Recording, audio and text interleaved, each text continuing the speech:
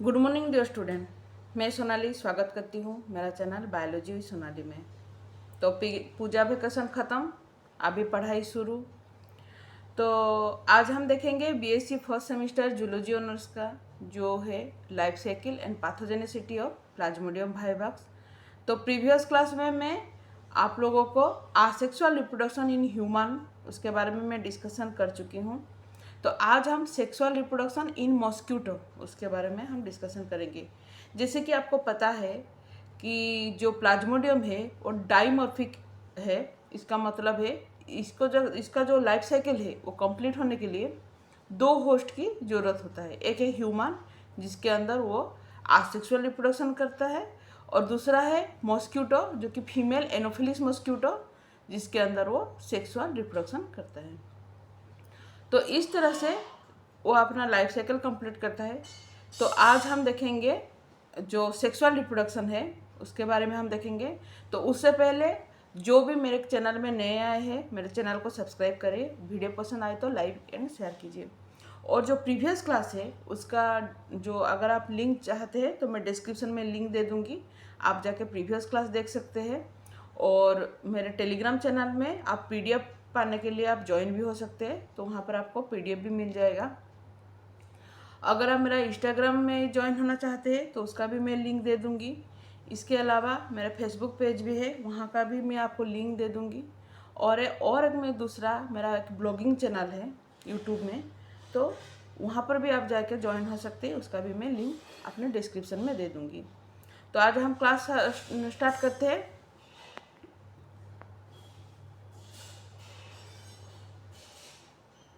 तो हम लोग प्रीवियस क्लास में देखे थे कि किस तरह से आसेक्सुअल रिप्रोडक्शन में जो आरबीसी के अंदर गेमेटोसाइट बनते हैं। तो ये गेमेटोसाइट बनने के बाद वो क्या होता है, आरबीसी में ही हीमोग्लोबिन में ही रहता है। जब एक मॉस्क्यूटो आके इसी तरह से किसी का ह्यूमन को अगर वो बाइट करे तो मॉस्क्यूटो का जो सालाइवा है उसका जो माउथ पार्ट है, माउथ से उसका जो स्टोमक है, स्टोमक में ये जो गेमेटोसाइट होता है वो गेमेटोसाइट ट्रांसफर हो जाता है। किसका? जो प्लाज्मोडियम है, प्लाज्मोडियम का गेमेटोसाइट ट्रांसफर होता है। तो यहाँ से सेक्सुअल रिप्रोडक्शन किस तरह से होता है उसके बारे में हम देखेंगे। तो देखिए, transfer of gametocyte into mosquito, the process of gametogony और गेमेटोजेनेसिस स्टार्ट। तो यहाँ से क्योंकि यहाँ पर गेमेट बन चुका है, मैं पहले से बोल चुकी हूँ, जहाँ पर गेमेट बनता है वहाँ से उन लोगों का सेक्सुअल रिप्रोडक्शन शुरू होता है। लेकिन आसेक्सुअल में क्या है, गेमेट का कोई भी काम नहीं होता, लेकिन यहाँ पर गेमेट का काम हो गया। तो अगर अभी गेमेट का काम हुआ तो इसका मतलब गेमेट तो गेमेटोजेनेसिस स्टार्ट हो गया।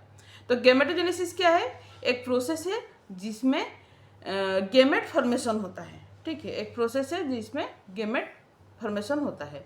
तो गेमेटोजेनेसिस स्टार्ट हुआ तो whole sexual life is cycle is completed within 10 to 20 days, depend upon temperature. तो टेम्परेचर के ऊपर डिपेंड करता है, 10 से 20 डेज लगता है एक सेक्सुअल साइकिल कंप्लीट होने के लिए। तो फिर उसके बाद हम लोग देखेंगे गेमेटोगोनी क्या है। Development of gamete from gametocyte is known as gametogony, जिसको हम लोग गेमेटोजेनेसिस भी बोलते हैं। ठीक है, तो गेमेटोसाइट तो क्या है, ह्यूमन के बॉडी के अंदर तो गेमेटोसाइट बन चुका है, लेकिन वो जब मॉस्क्यूटो के स्टोमक में जाएगा वहाँ से उन लोगों का गेमेटोगोनी स्टार्ट होता है। गेमेटोगोनी क्या है, एक प्रोसेस है जिसमें उन लोगों का गेमेट फॉर्मेशन होता है। ठीक है, तो सबसे पहले हम लोग देखें माइक्रो गेमेट। यहाँ पर याद रखिए दो तरह का गेमेट होता है, एक है मैक्रो गेमेट और एक है माइक्रो गेमेट। तो मैक्रो गेमेट कहाँ पर होता है, जहाँ पर फीमेल गेमेट बनता है उसको मैक्रो गेमेट बोलते हैं। लेकिन अगर माइक्रो गेमेट है तो मेल गेमेट बनता है, उसको हम लोग माइक्रो गेमेट बोलते हैं। द न्यूक्लियस डिवाइड्स माइटोटिकली, तो न्यूक्लियस माइटोटिकली डिवाइड करता है into 6 to 8 haploid fragments, around each of which a little cytoplasm collects। तो 6 से 8 हैप्लॉइड फ्रैगमेंट बनता है न्यूक्लियस डिवाइड करने के बाद। तो माइटोटिकली डिवीजन करता है। माइटोटिकली मतलब क्या है, जो कि सेम क्रोमोजोम उसका रहता है, ठीक है। 2n है तो 2n ही रहेगा, माइटोटिक या फिर n है तो n ही रहेगा, ठीक है। तो माइटोटिकली सेल डिवीजन करता है। और ईच न्यूक्लियस अगर हम देखें तो उसके चारों तरफ सराउंडिंग में थोड़ा सा साइटोप्लाज्म ही रहता है। 6 to 8 flagellum like long thread of cytoplasm push out from the surface of the gametocyte in which daughter nuclei passes, है ना। तो इसका मतलब क्या है, यहाँ पर क्या होता है, 6 से 8 फ्लैजेलम की तरह एक लॉन्ग थ्रेड साइटोप्लाज्म बाहर की तरफ निकलता है, जिससे क्या होता है, जो डॉटर न्यूक्लियस है वो वहाँ से पास कर सकता है। इसके लिए एक थ्रेड लाइक स्ट्रक्चर बनता है, ठीक है। These break away as mature male is known as ex flagellum, इसको एक्स फ्लैजेलम बोला जाता है। तो इस तरह से अगर हम लोग देखें, अगर उसको स्ट्रक्चर को देखें तो इस तरह का एक स्ट्रक्चर होगा, ठीक है। वहाँ से इस तरह से फ्लैजेलम की तरह इस तरह से निकलेगा, ठीक है। तो यहाँ पर फ्लैजेलम इस तरह से निकलेगा, वहाँ से क्या होगा, आपका न्यूक्ली जो डॉटर न्यूक्ली उसको पास कर सकता है। तो इस तरह से जो ब्रेकिंग होता है मैच्योर मेल में, उसको हम लोग एक्स फ्लैजेलम भी बोलते हैं, ठीक है। फिर उसके बाद अगर हम लोग देखें तो मैक्रोगैमेट। तो मैक्रोगैमेट क्या है, macro gametocyte undergo slight recognition to turn into fertilization. A small conical structure is formed in which is known as receptor zone, जहाँ से वो मेल का जो गैमेट है उसको रिसीव करेगा। इसके लिए उसके अंदर एक कोनिकल स्ट्रक्चर फॉर्मेशन होता है, ठीक है। मैक्रोगैमेट के अंदर, मैक्रोगैमेट क्या है, फीमेल गैमेट। तो ये कोनिकल जो स्ट्रक्चर है इसको हम लोग ज़्यादातर रिसेप्टर जोन बोलते हैं, क्योंकि यहाँ से क्या होता है, वो मेल गैमेट को रिसीव करते हैं, ठीक है। इसलिए इसको रिसेप्टर जोन बोलते हैं। तो अगर वंस वो मेल गैमेट को रिसीव करें, इसका मतलब यहाँ से उन लोगों का फर्टिलाइजेशन शुरू होगा। तो attraction of male gamete to female gamete, fertilization takes place to form a zygote. तो यहाँ से क्या होता है, मेल गैमेट अट्रैक्ट होता है फीमेल गैमेट की तरफ, और वहाँ से उन लोगों का फर्टिलाइजेशन होता है, और फर्टिलाइजेशन होने के बाद जाइगोट बनता है, ठीक है। अगर हम लोग फिर से देखें तो जाइगोट रिमेन, ठीक है, जाइगोट रिमेन, ये लाइन को देखें, जाइगोट रिमेन इनएक्टिव, इसको इनएक्टिव है, यहाँ पर इनएक्टिव लिखा है, फॉर सम टाइम। तो कुछ देर के लिए ये जो जाइगोट होता है वो इनएक्टिव स्टेज में रहता है। फर्टिलाइजेशन हो गया, मैक्रोगैमेट बन गया, माइक्रोगैमेट बन गया, मैक्रोगैमेट की तरफ माइक्रोगैमेट अट्रैक्ट हुआ, दोनों के अंदर फर्टिलाइजेशन हुआ, फर्टिलाइजेशन होने के बाद जाइगोट बना। ये जो जाइगोट है कुछ टाइम के लिए इनएक्टिव रहता है। अच्छा, ये सारा चीज़ कहाँ पर होता है, मॉस्क्यूटो के स्टोमक में होता है, मॉस्क्यूटो के स्टोमक में ही होता है, क्योंकि सेक्सुअल रिप्रोडक्शन हो रहा है, और इसके लिए मॉस्क्यूटो का जो स्टोमक है ये इन लोगों के लिए फेवरेबल एनवायरमेंटल कंडीशन है। तो ये थोड़ी देर के लिए इनएक्टिव रहता है, आफ्टर व्हिच इट एलोंगेटेड, आप उसके बाद ये एलोंगेट होता है, वर्मीफॉर्म। एलोंगेटेड मतलब क्या, इस तरह से एक स्ट्रक्चर बनता है, इस तरह से एक स्ट्रक्चर बनता है, जिसको हम लोग वर्मीफॉर्म भी बोलते हैं, ठीक है। एंड मोटाइल, अभी तक ये इनमोटाइल था, इनएक्टिव था, इमोटाइल था, लेकिन अभी ये मोटाइल बन गया। अगर वंस ये मोटाइल बन गया मतलब ये आगे की तरफ उसका मूवमेंट शुरू हो जाएगा। तो it perform wriggling and gliding movement. तो मैं पहले से आप लोगों को जब इसका सेक्सुअल रिप्रोडक्शन बोली थी, तो वहाँ पर मैं आप लोगों सॉरी सेक्सुअल रिप्रोडक्शन, जब इन लोगों का मैं आप लोगों को लोकोमोशन के बारे में बोली थी, तो वहाँ पर मैं आप लोगों को रिंगलिंग एंड ग्लाइडिंग मूवमेंट क्या है उसके बारे में मैं बोली थी। तो जिसमें क्या होता है, उन लोगों के अंदर इस तरह से एलोंगेटेड स्ट्रक्चर है, ठीक है, एलोंगेटेड स्ट्रक्चर है। तो ये क्या करेगा, ये इस तरह से थोड़ा सा कॉन्ट्रैक्शन होगा, फिर एक्सपांड करेगा, फिर कंट्रैक्शन होगा, एक्सपांड करेगा। तो इस तरह का मूवमेंट को रिगलिंग मूवमेंट बोलते हैं। तो इस तरह से वो मूवमेंट करता है, एंड इज कॉल्ड वर्मिक्यूल और यूकाइनेट। तो यहाँ पर इस स्टेज में इसको ऊकाइनेट बोला जाता है। इसको याद रखिए, यहाँ पर इसको ऊकाइनेट बोला जाता है। ठीक है, जब मोटाइल स्टेज में आ जाता है, इसके अंदर कुछ एलोंगेटेड स्ट्रक्चर बनता है, वहाँ पर उसको ऊकाइनेट बोला जाता है।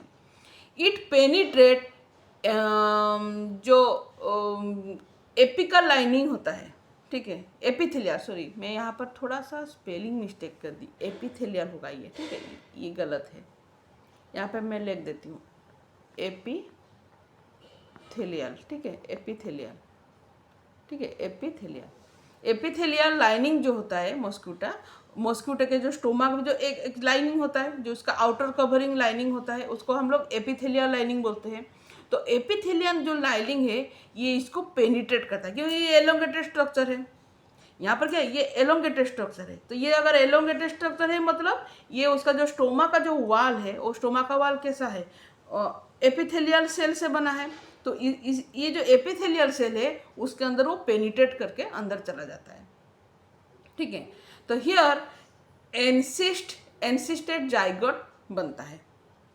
उसके अंदर उसके अब चारों तरफ एक एनसिस्टमेंट होता है।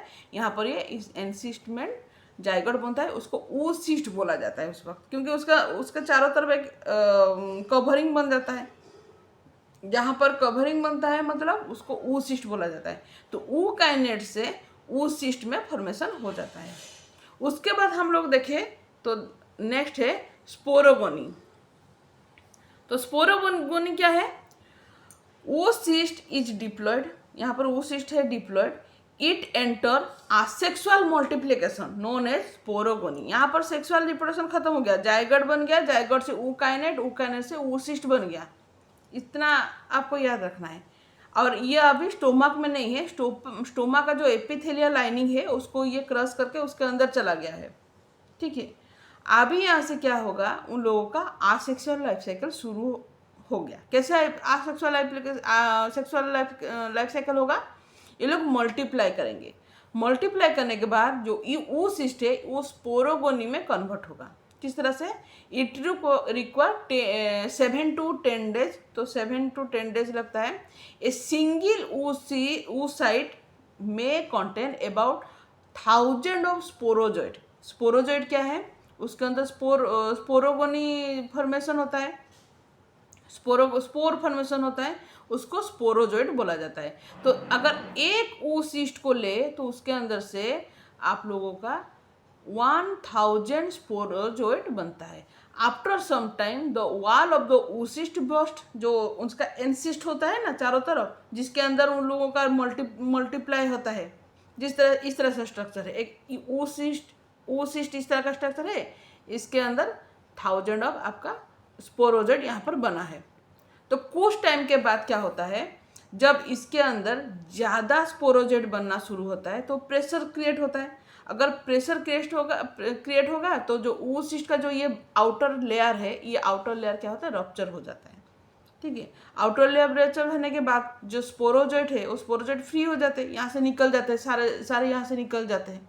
ठीक है, तो इस तरह से उन लोगों का एनसिस्टमेंट के बाद एक्सिस्टमेंट होता है। एनसिस्टमेंट क्या है, उनका चारों तरफ आउटर कवरिंग बनना को एनसिस्टमेंट बोला जाता है। लेकिन जब वो रप्चर होता है और उनका जो सिस्ट है वो सिस्ट वाला अगर टूट गया या फिर रप्चर हो गया, उसको एक्सिस्टमेंट बोला जाता है। तो ये सब बर्स्ट होने के बाद ये लोग निकल जाते हैं।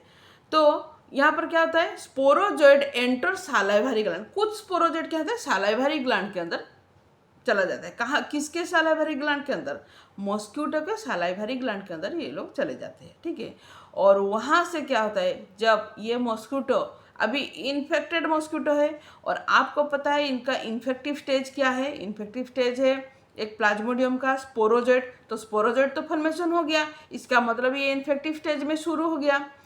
अभी अगर ये लोग किसी भी तरह का अगर हेल्दी पर्सन को या फिर किसी भी तरह से अगर न्यू होस्ट को अगर बाइट करे तो वहाँ पर क्या होगा, उनका जो आरबीसी में क्या होगा, जो मॉस्क्यूटो का कुछ सालाइवा भी जाएगा। तो मॉस्क्यूटो का सालाइवा वहाँ पर जाने के साथ साथ ये लोग क्या करेंगे, स्पोरोजॉइड को भी किसी हेल्दी ह्यूमन के अंदर छोड़ देते हैं। तो यहाँ से क्या होता है, फिर से एक नया होस्ट जो ह्यूमन है उसका इन्फेक्शन शुरू होता है। तो इस तरह का ये कंप्लीट लाइफ साइकिल है। एक हेल्दी पर्सन के अंदर जाए वहाँ पर वो आसेक्सुअल रिप्रोडक्शन शुरू करेगा, वहाँ का आरबीसी को डैमेज करेगा, करने के बाद वो किसी मॉस्किटो के स्टोमक में चला जाएगा, वहाँ पर वो सेक्सुअल रिप्रोडक्शन करेगा। सेक्सुअल रिप्रोडक्शन करने के बाद उसका ऊकाइनेट उसका जो एपिथेलियल लाइनिंग को क्रॉस करेगा, वहाँ से उन लोगों का क्या होता है, आसेक्सुअल रिप्रोडक्शन होकर वो लोग स्पोरोगोनी फॉर्मेशन करते हैं, स्पोरोजॉइड फॉर्मेशन करते हैं। और ये स्पोरोजॉइड क्या होता है, ब्रस्ट होकर बाहर निकलता है, मॉस्किटो के सालाइवा में जाता है। मॉस्किटो के सालाइवा से फिर से किसी हेल्दी पर्सन को अगर मॉस्किटो बाइट करे तो वहाँ पर वो चला जाता है।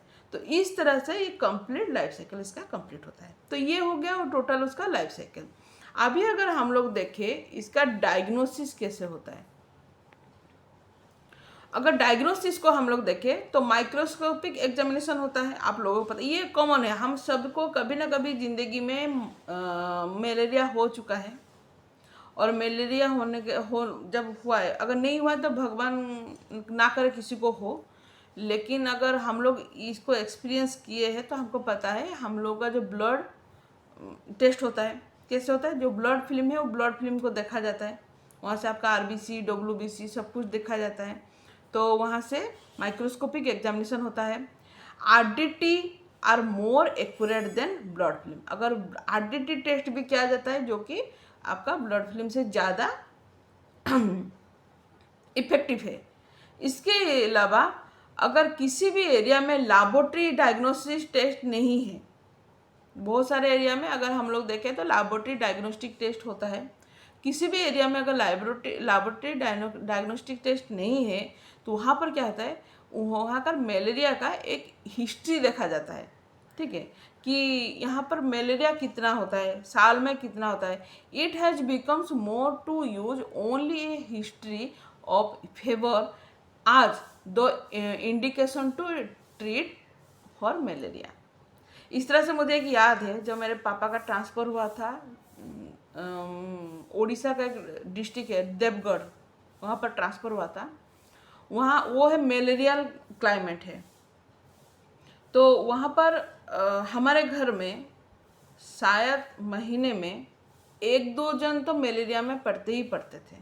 ठीक है, तो ये वो था क्या, वहाँ का हिस्ट्री, क्योंकि वो मलेरियल क्लाइमेट है। उसके बाद जब मैं टीचर बनी तो मैं अपने स्टूडेंट लोगों को लेके एक बार गई थी वहाँ पर,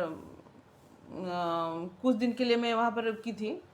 तो वहाँ मतलब एक साइंस एग्जीबिशन चला था, तो वहाँ पर वो लोग हर दिन हम लोगों को डिक्लेयर करते थे कि ये मलेरियल क्लाइमेट है, तो आप लोग थोड़ा सतर्क रहिए। मॉस्किटो बाइट से बचने के लिए आप लोग जो जो करना है वो कीजिए।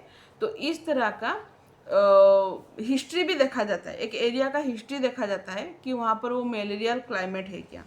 अगर है तो किसी को अगर फीवर आए तो वहाँ पर डायरेक्ट वो लोग मलेरिया का ट्रीटमेंट करते थे। तो इस तरह का वो मलेरिया क्लाइमेट था कि मुझे पता था कि उस वक्त मेरे पापा को मलेरियल अलाउंस बोल के कुछ पैसा मिलता था, मतलब उनका सैलरी के साथ एक मलेरियल अलाउंस मिलता था। मतलब सोचिए किस तरह का क्लाइमेट होता था वो। तो ये अभी भी बहुत सारे जगह पर इस तरह से मलेरियल हिस्ट्री को देखा जाता है। तो ये भी अगर कहीं पर अगर लैबोरेटरी डायग्नोस्टिक टेस्ट नहीं है तो वहाँ पर मलेरियल हिस्ट्री को भी देख के डायग्नोसिस करते हैं वो लोग। ठीक है, फिर उसके बाद सिम्टम देखें अगर, तो मलेरिया का सिम्टम क्या है ये आपको जानने की ज़रूरत नहीं है। अगर आपके साथ ये हो चुका है या फिर आपके फैमिली में किसी के साथ हो चुका है तो आपको पता है। ठीक है, टिपिकली 8 से 25 दिन के अंदर इन्फेक्शन के बाद थोड़ा थोड़ा सिम्टम देखना शुरू हो जाता है। Symptom do not appear immediately तो नहीं होगा, क्योंकि आप लोगों को पता है ये ब्लड में जाने के बाद लीवर में जाएगा। लीवर में किस तरह के इस तरह का 2 फेज में ये लोग वहाँ से क्रॉस करते हैं। फिर उसके बाद इन लोगों का अंदर जो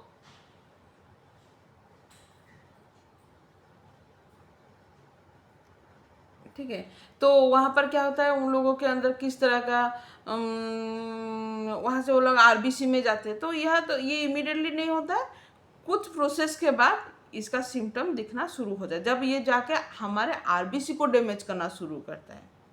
जब हम लोगों का आरबीसी को डैमेज करना शुरू करता है, उस वक्त जाके हम लोगों को सिम्टम दिखाई देता है। उससे पहले हम लोगों को सिम्टम दिखाई नहीं देता है। तो the time interval between infective bite of mosquito and onset of clinical symptom, ये दोनों मॉस्किटो बाइट और जो सिम्टम डेवलप एक टाइम पीरियड होता है, इसको हम लोग इंक्यूबेशन पीरियड बोलते हैं।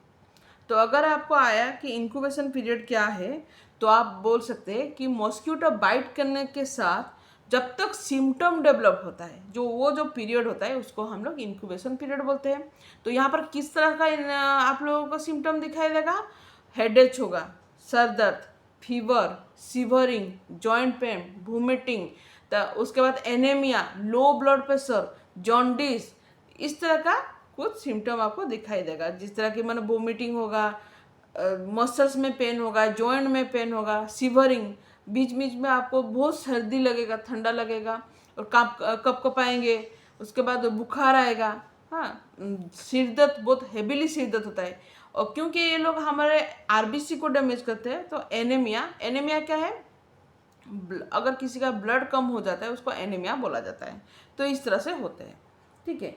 तो अगर हम देखें इसका टोटल अगर सिम्टम देखें, तो 3 स्टेज में इसका सिम्टम होता है। तो सबसे पहले कोल्ड स्टेज, जिसमें कि सेंसेशन, हमारे बॉडी में ज़्यादातर सेंसेशन होता है, या फिर एक्सट्रीम कोल्ड लगता है हमको, बहुत ठंडा, जितना भी गर्मी हो बाहर, लेकिन हमको बहुत ठंडा लगता है, तो इसको बोलता है कोल्ड स्टेज। उसके बाद हॉट स्टेज आ गया। हॉट स्टेज में क्या होता है, हम लोगों का जो टेम्परेचर है वो सडन राइज हो जाएगा। कितना? तो अगर देखें तो हम लोग 41 डिग्री सेल्सियस या फिर 106 डिग्री फ़ारेनहाइट तक हम लोगों का जो टेम्परेचर है वो राइज करता है। और राइज करने के बाद इमीडिएटली क्या होता है, उसके बाद स्वेटिंग हो जाता है। स्वेटिंग मतलब क्या होता है? Fever comes down with sweating. तो जब हम लोगों के अंदर स्वेटिंग होता है, तो जो फीवर है वो धीरे धीरे कम हो जाता है। तो ये था, मैं आज आप लोगों को डायग्नोसिस के बारे में बोली और जो सिम्टम है उसके बारे में बोली, लेकिन इसका जो पैथोजेनेसिटी है उसको मैं नेक्स्ट क्लास में आपके साथ डिस्कशन करूँगी। तब तक के लिए थैंक यू।